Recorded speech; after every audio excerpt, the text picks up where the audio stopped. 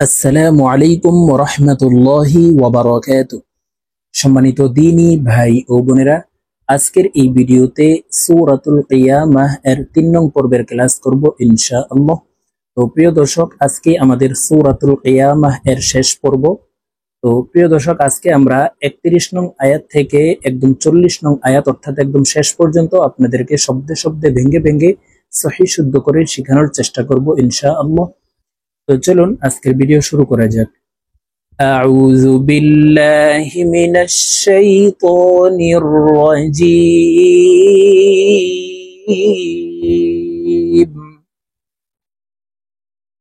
بسم الله الرحمن الرحيم.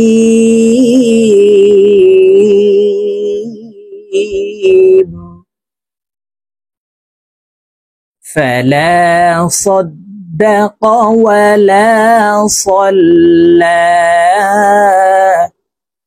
তো প্রিয় দর্শক, আপনারা আমার সঙ্গে বলার জন্য চেষ্টা করবেন। আপনারা যদি আমার সঙ্গে কয়েকবার বলেন, আপনাদের সহিহ শুদ্ধ হয়ে যাবে।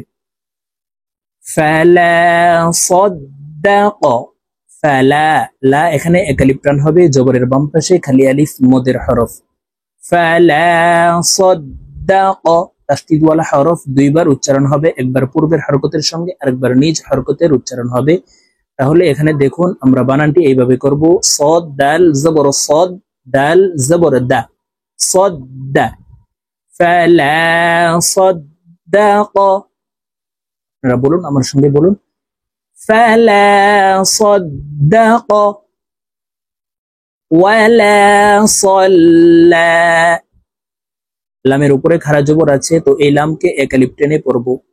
ওয়ালা সাল্লা, ফালা সাদ্দাক ওয়ালা সাল্লা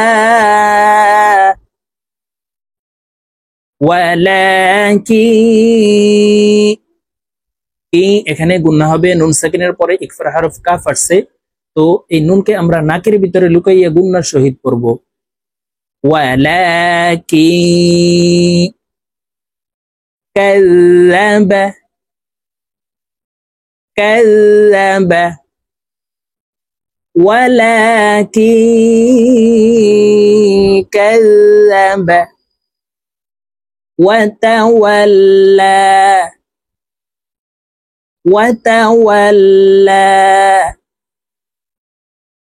ওয়ালাকিন কাযযাবা ওয়াতাওয়াল্লা সুম্মা যাহাবা। সুম্মা এখানে ওয়াজিব গুন্না হরকতের বামে নুনে মিমে তাসদীদ হইলে সর্ব অবস্থায় নাকের বাসি থেকে গুন্না করিয়া পড়িতে হয়। তো এখানে দেখুন, এই যে হরকতের বামে মিমের উপরে তাসদীদ আছে, তো এই সা হরফ তাসদীদ ওয়ালা মিমের সাথে নাকের বাসি থেকে গুন্নাহ করে পড়ব, এভাবে পড়তে হবে। দেখুন, সুম্মা যাহাবা, সুম্মা যাহাবা ইলা আহলিহি। এই লামে ৩ আলিফ টান হবে, মদের হরফের উপরে চিকন চিহ্ন, বামে হামজা, মধ্যে মুনফাসিল, ৩ আলিফ টানিয়া পড়িতে হয়। ইলা আহলিহি, হি এখানে এক আলিফ টান হবে, হার নিচে খারাজের আছে, দেখুন, তো নিচের দিকে ধাবিত করে এক আলিফ টেনে পড়ব। ইলা আহলিহি ইয়াতামাত্তা, ইয়াতামাত্তা, হরফ মোটা করে উচ্চারণ করতে হবে। সুম্মা যাহাবা ইলা আহলিহি ইয়াতামাত্তা আওলা লাকা, আওলা লাকা ফাআওলা। জজমুল হরফ পূর্বের হরকতের সঙ্গে একবার উচ্চারণ হয়। ফাআওলা, আওলা লাকা ফাআওলা সুম্মা আওলা লাকা ফাআওলা ثم فأولى لك فأولى أيحسب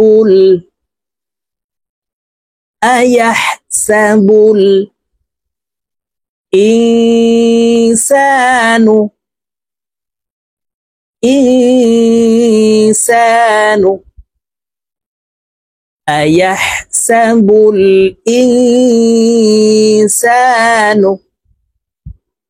أن يترك سدى أن يترك سدى এখানে আই গুন্না হবে নুন সাকিনের পরে ইদগামে বা গুন্নার হরফ ইয়া আছে তো এই হামজা তাসদীদ ওয়ালা ইয়ার সাথে গুন্নার সহিত মিলাইয়া পড়ব আই ইউতরাকা সুদা দা এখানে একালিফ টান হবে মধ্যে ইওয়াজ আয়াহসাবুল ইনসানু আন ইউতরাকা সুদা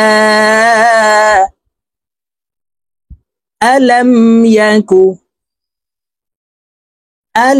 يكو نطفة ত কলকলার হরফ উপরের দিকে ধাবিত করে ধাক্কা দিয়ে উচ্চারণ করব নুন ত পেশ নুতফাতাম ألم يكو نطفة من مني ইয়ুমনা এখানে গুন্নাহ করতে হবে তানউইনের পরে ইদগামে বা গুন্নার হরফ ইয়া আসছে তো এই ইয়া তাসদীদ ওয়ালা ইয়ার সাথে গুন্নার সহিত মিলাইয়া পড়ব এইভাবে পড়তে হবে দেখুন মিম মানি ইয়ুমনা ألم يكن نطفة من مني يمنى ثم كان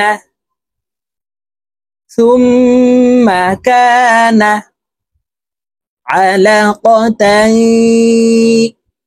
এখানে গুন্না হবে তানউইনের পরে ইকফার হরফা আসছে তো এই তাকে নাকের ভিতরে লুকাইয়া গুন্নার সহিত পড়ব এই গুন্নাকে ইকফাহ গুন্নাহ বলা হয় আলাকাতাই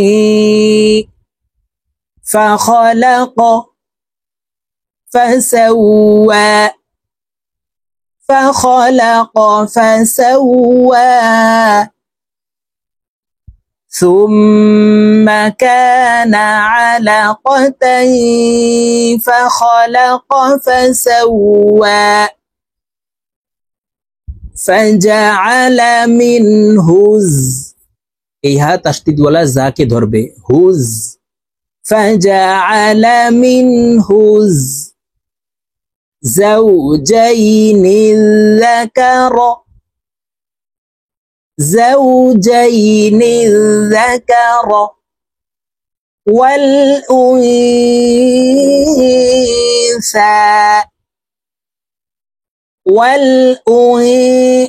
গুন্না হবে নুন সাকিনের পরে ইকফার হরফ সা আসছে তো এই নুনকে নাকের ভিতরে লুকাইয়া গুন্নার সহিত পড়ব ওয়াল উনসা فجعل منه الزوجين الذكر والأنثى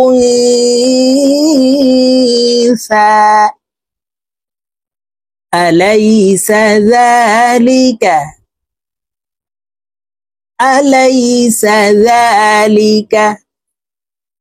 بقادر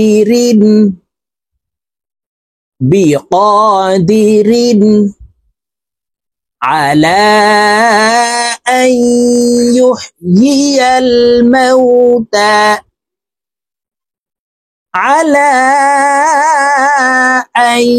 يحيي الموتى أليس ذلك بقادر على أن يحيي الموتى তো প্রিয় দর্শক আমি এখন সূরাতুল কিয়ামাহ এর 31 নং আয়াত থেকে একদম শেষ পর্যন্ত অর্থাৎ 40 নং আয়াত আপনাদেরকে এক টানে রিডিং বলে দিচ্ছি। তো আমি যেভাবে আপনাদেরকে শব্দে শব্দে ভেঙে ভেঙে বলে দিয়েছি, এইভাবে শিখে তারপরে রিডিং শিখে নেবেন। তো এখন আমার সাথে আপনারা রিডিং বলে শিখে নিন। বিসমিল্লাহির রহমানির রহিম। ফালা সাদ্দাকা ওয়ালা সাল্লা ولكن كذب وتولى ثم ذهب إلى أهله يتمطى أولى لك فأولى ثم أولى لك فأولى أيحسب الإنسان أن يترك سدى ألم يكن نطفة من مني يمنى ثم كان علقة فخلق فسوى فجعل منه الزوجين الذكر والأنثى أليس ذلك بقادر على أن يحيي الموتى صدق الله العظيم.